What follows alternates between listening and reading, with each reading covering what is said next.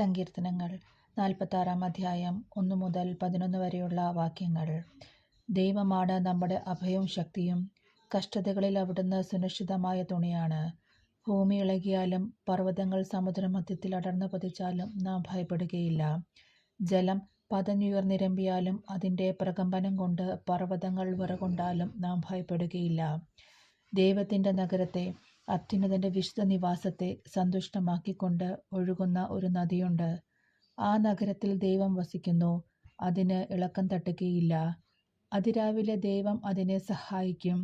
ജനതകൾ ക്രോധാവിഷ്ടരാകുന്നു, രാജ്യങ്ങൾ പ്രകമ്പനം കൊള്ളുന്നു. അവിടുന്ന് ശബ്ദമുയർത്തുമ്പോൾ ഭൂമി ഉരുകിപ്പോകുന്നു. സൈന്യങ്ങളുടെ കർത്താവ് നമ്മോട് കൂടെയുണ്ട്. യാക്കോബിൻ്റെ ദൈവമാണ് നമ്മുടെ അഭയം. വരുവിൻ, കർത്താവിൻ്റെ പ്രവൃത്തികൾ കാണുവിൻ. അവിടുന്ന് ഭൂമിയെ എങ്ങനെ ശൂന്യമാക്കിയിരിക്കുന്നു എന്ന് കാണുവിൻ. അവിടുന്ന് ഭൂമിയുടെ അതിർത്തിയോളം യുദ്ധമില്ലാതാക്കുന്നു. അവിടുന്ന് വില്ലൊടിക്കുകയും കുന്നം തകർക്കുകയും ചെയ്യുന്നു. രഥങ്ങളെ അഗ്നിക്കിരയാക്കുന്നു. ശാന്തമാകുക, ഞാൻ ദൈവമാണെന്നറിയുക.